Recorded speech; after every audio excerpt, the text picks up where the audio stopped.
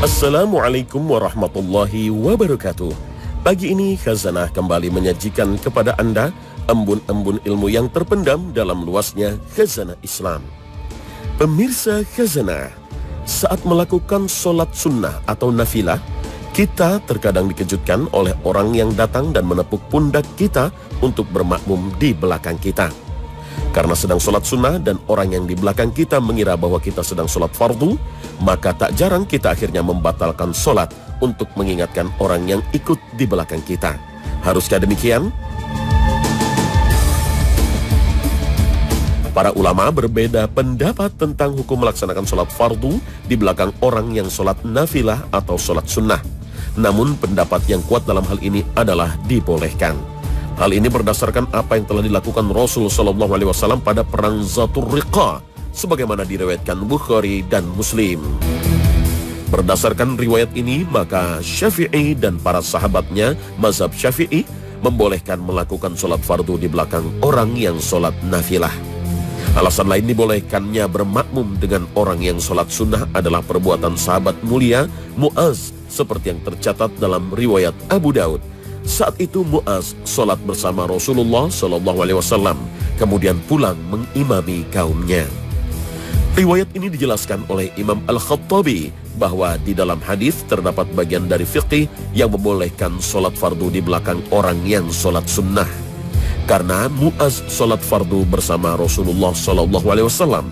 Setelah mengerjakan sholat fardu bersama Rasulullah SAW, dia sholat mengimami kaumnya, padahal sholatnya adalah sholat sunnah.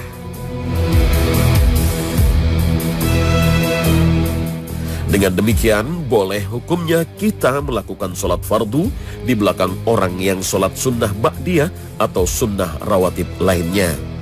Maka jika kita tengah melakukan sholat sunnah rawatib, lalu ada orang yang memberikan isyarat untuk bermakmum kepada kita, maka tidak perlu kita membatalkan sholat.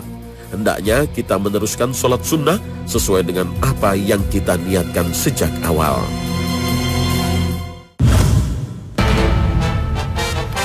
Pemirsa Khazanah, persoalan batasan atau jumlah minimal jamaah sholat Jumat seringkali terjadi di tengah kita. Ada yang meyakini jika jumlah jamaah tak sampai 40, maka tidak sah sholat Jumatnya, sehingga tak sedikit yang kemudian memilih sholat zuhur. Apakah memang ada batasan jumlah sholat Jumat berjamaah? Sholat Jumat merupakan kewajiban umat Rasul Muhammad Sallallahu Alaihi Wasallam. Allah Subhanahu Wa Taala berfirman, "Hai orang-orang beriman, apabila diseru untuk menunaikan sholat Jumat, maka bersegeralah kamu kepada mengingat Allah dan tinggalkanlah jual beli, yang demikian itu lebih baik bagimu jika kamu mengetahui." Al-Quran Surah Al-Jumu'ah ayat 9. Diriwayatkan dari Jabir bahwasanya Rasulullah SAW bersabda, "Barang siapa yang beriman kepada Allah dan hari akhir, maka wajib atasnya sholat Jumat pada hari Jumat kecuali orang sakit, musafir, wanita, anak kecil, atau budak. Barang siapa yang sedang mencari kekayaan dengan berdagang, cukuplah Allah baginya, dan Allah Maha Kaya lagi Maha Terpuji." Hadis riwayat Ad-Daruqutni. Memang para ulama berselisih pendapat soal jumlah minimal dibolehkannya sholat Jumat. Menurut Imam Abu Hanifah atau Imam Hanafi, bahwa sholat Jumat bisa dilakukan minimal oleh 3 orang selain imam, walaupun mereka orang yang musafir atau orang sakit. Berdasarkan kutipan firman Allah Subhanahu Wa Taala, "Maka bersegeralah kamu kepada mengingat Allah." Al-Quran Surah Al-Jumu'ah ayat 9. Para ulama Maliki memberikan persyaratan jumlah minimal yang hadir adalah 12 orang dalam sholat dan khutbah, dengan alasan riwayat dari Jabir bahwa Nabi SAW pernah berkhutbah dengan berdiri pada hari Jumat. Kemudian datang rombongan dagang dari Syam dan para jamaah menghampirinya, sehingga yang tersisa hanya tinggal 12 orang saja. Kemudian turun firman Allah Subhanahu Wa Taala dalam surat Al-Jumu'ah. Sementara para ulama mazhab Syafi'i dan Hambali berpendapat bahwa sholat Jumat bisa dilakukan dengan jumlah 40 orang atau lebih. Imamnya adalah penduduk setempat yang baligh berakal, merdeka, laki-laki, dan seterusnya. Mereka membolehkan imam seorang musafir apabila jumlah jamaah lebih dari 40 orang. Hal ini berdasarkan apa yang diriwayatkan oleh Baihaqi dari Ibnu Mas'ud, bahwasanya Nabi SAW melakukan sholat Jumat di Madinah, sedangkan jumlah mereka adalah 40 orang. Sebetulnya perselisihan para ulama tentang batas minimal jumlah jamaah sholat Jumat tidak hanya kepada 3 pendapat ini saja. Masih ada pendapat sekitar 15. Adapun hadis yang menyebutkan tentang awal sholat Jumat yang dilakukan As'ad bin Zurarah bersama kaumnya di daerah Naqi dekat Madinah yang saat itu berjumlah 40 orang sehingga dijadikan dalil sahnya sholat Jumat perlu dipahami lebih dalam. Karena jumlah orang yang saat itu ada berjumlah sekitar 40 orang. Sementara tidak terdapat dalil yang menyatakan secara tegas bahwa sholat Jumat tidak sah manakala dilakukan kurang dari 40 orang. Yang perlu dicatat, kewajiban sholat Jumat adalah dilakukan secara berjamaah.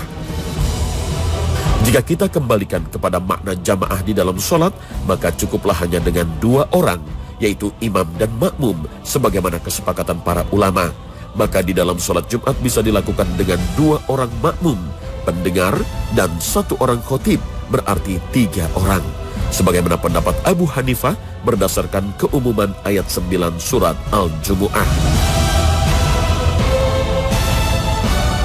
Hai orang-orang beriman, apabila disuruh untuk menunaikan sholat Jumat, maka bersegeralah kamu kepada mengingat Allah dan tinggalkanlah jual beli. Yang demikian itu lebih baik bagimu jika kamu mengetahui. Al-Quran Surah Al-Jumu'ah ayat 9.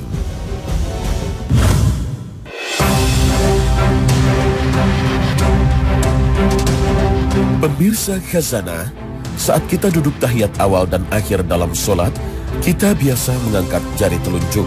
Namun terdapat pemandangan berbeda saat mengangkat jari telunjuk itu. Ada yang mengangkat jarinya dari awal tahiyat, ada yang di tengah saat mengucapkan asyhadu an la ilaha illallah, bahkan ada yang menggerak-gerakkan jari telunjuknya sehingga mengundang komentar aneh dari orang yang melihatnya. Lalu mana yang benar sesuai anjuran dan ajaran Rasul Shallallahu Alaihi Wasallam? Sebenarnya para ulama mazhab semua sepakat akan anjuran mengangkat telunjuk saat tasyahud atau tahiyat awal dan akhir. Namun semua berbeda pendapat soal menggerakkannya. Menurut mazhab Hanafi, mengangkat jari telunjuk dimulai ketika membaca kata la pada ucapan syahadat, lalu meletakkan jari telunjuknya seperti semula ketika bacaan syahadat sampai pada kata illa atau illallah.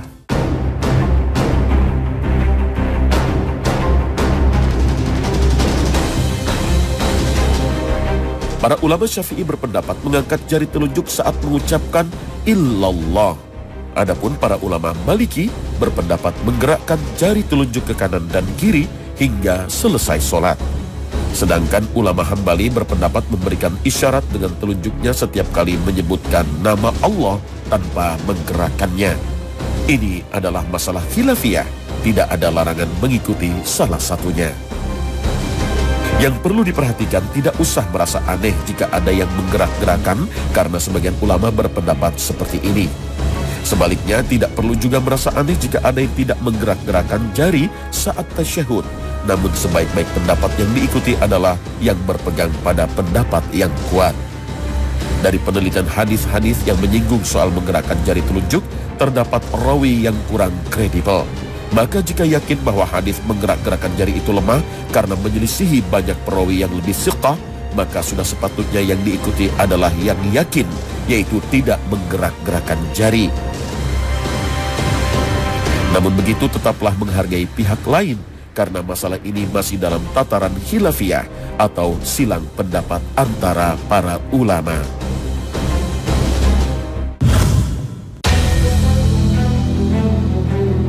Pemirsa Khazanah, banyak masyarakat memahami bahwa kematian seorang bayi menjadi berkah bagi kedua orang tuanya.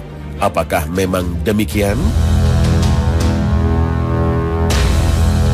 Pemirsa, yang terlebih dahulu penting dilakukan oleh orang tua yang mendapatkan musibah dari Allah Subhanahu wa Ta'ala dengan kematian anak kecilnya adalah bersabar dan menyerahkan semuanya kepada Allah Subhanahu wa Ta'ala.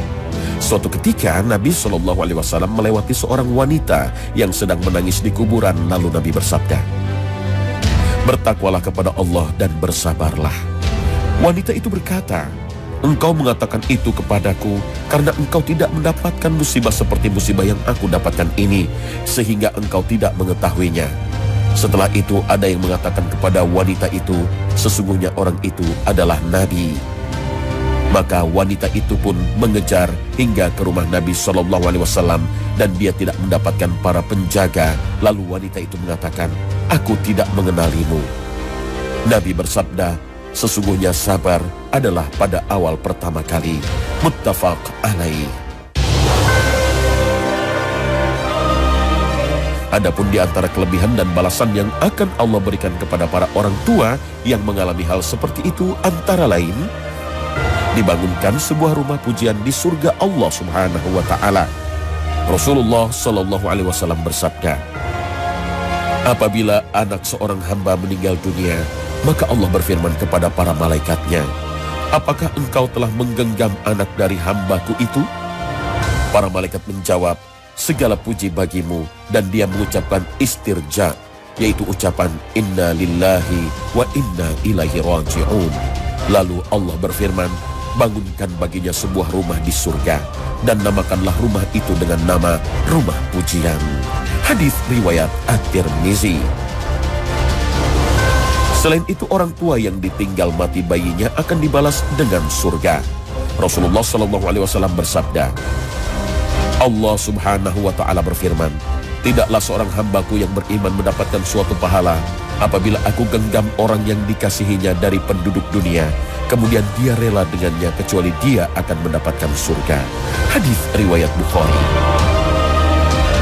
Dalam riwayat lain, Rasulullah SAW bersabda, "Tidaklah seorang muslim ditinggal mati 3 orang anaknya yang belum balik, kecuali Allah akan memasukkannya ke dalam surga dikarenakan kasih sayangnya kepada mereka."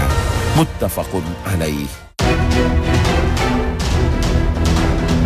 Selain itu, kematian bayi menjadi penghalang bagi orang tuanya dari api neraka. Hal ini selaras dengan penuturan Abu Sa'id Al-Khudri bahwa seorang wanita pernah menemui Rasulullah SAW dan berkata, "Wahai Rasulullah SAW, kaum lelaki mendapatkan pelajaran hadismu, maka jadikanlah satu harimu untuk kami bisa mendatangimu dan belajar kepadamu dari apa-apa yang telah Allah ajarkan kepadamu." Nabi bersabda, "Berkumpullah kalian pada hari ini dan itu." Para wanita kemudian berkumpul dan Nabi SAW pun mendatangi mereka dan mengajarkan apa-apa yang diajarkan Allah kepadanya. Kemudian beliau SAW bersabda, "Tidaklah seorang wanita di antara kalian yang telah memberikan 3 anaknya meninggal, kecuali mereka semua akan menjadi penghalang baginya dari neraka." Lalu seorang wanita berkata, "Bagaimana dengan 2 orang anak?" Nabi bersabda, "Termasuk juga 2 orang anak." Muttafaqun alaih.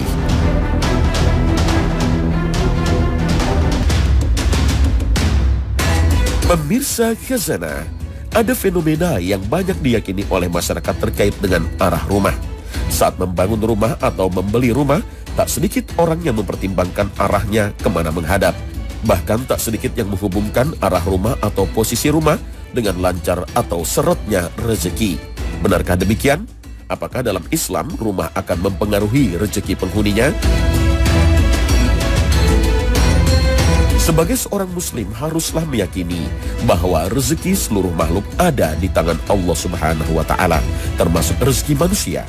Dan tak satu makhluk pun yang luput dari pemberian rezeki oleh Allah kepadanya. Sebagaimana firman-Nya, "Dan tidak ada suatu binatang melata pun di bumi melainkan Allah lah yang memberi rezekinya, dan Dia mengetahui tempat berdiam binatang itu dan tempat penyimpanannya. Semuanya tertulis dalam kitab yang nyata, Lauh Mahfuz." Al-Quran Surah Hud ayat 6. Bahkan Allah Subhanahu wa Ta'ala telah menuliskan bagi setiap bayi yang akan terlahir rezekinya bersamaan dengan ajal, amal, serta celaka atau bahagianya. Sebagaimana sabda Rasulullah SAW, Sesungguhnya tiap-tiap kalian akan dikumpulkan penciptaannya dalam rahim ibunya selama 40 hari berupa nutfah, kemudian menjadi alaqah selama itu juga, kemudian menjadi mudghah selama itu juga, kemudian diutuslah malaikat untuk meniupkan ruh padanya, lalu diperintahkan untuk menuliskan 4 kata: rezekinya, ajalnya, amalnya, dan celaka serta bahagianya. Hadis riwayat Bukhari dan Muslim. Allah pula lah yang menjadikan rezeki sebagian manusia dilebihkan dari sebagian lainnya dengan hikmah dan pengetahuannya, sebagaimana firman Allah Subhanahu wa Ta'ala, apakah mereka yang membagi-bagi rahmat Tuhanmu? Kami telah menentukan antara mereka penghidupan mereka dalam kehidupan dunia, dan kami telah meninggikan sebahagian mereka atas sebagian yang lain beberapa derajat, agar sebagian mereka dapat mempergunakan sebagian yang lain. Dan rahmat Tuhanmu lebih baik dari apa yang mereka kumpulkan. Al-Quran Surah Az-Zukhruf ayat 32.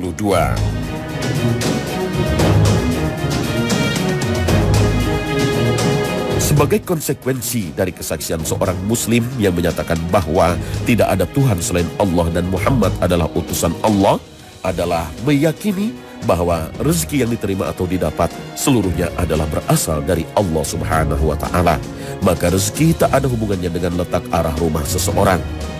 Akan tetapi apabila letak rumah strategis menjadi bahan pertimbangan seseorang di dalam bisnisnya, sehingga dari situ diharapkan akan banyak pembelinya, maka hal itu tidak masalah.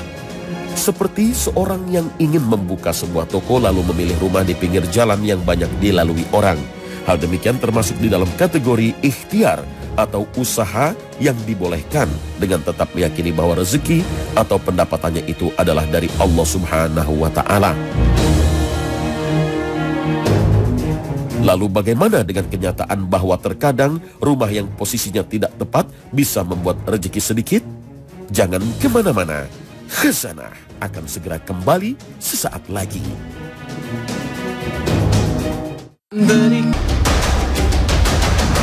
Sedikitnya rezeki seseorang bisa jadi sebagai sebuah ujian dan cobaan baginya untuk menaikkan derajatnya di sisi Allah Subhanahu wa Ta'ala. Bukankah Allah Subhanahu wa Ta'ala telah menguji manusia-manusia pilihannya yang terdahulu, sebagaimana firman Allah Subhanahu wa Ta'ala, dan ingatlah kisah Ayub ketika ia menyeru Tuhannya, ya Tuhanku, sesungguhnya aku telah ditimpa penyakit, dan Engkau adalah Tuhan yang maha penyayang di antara semua penyayang.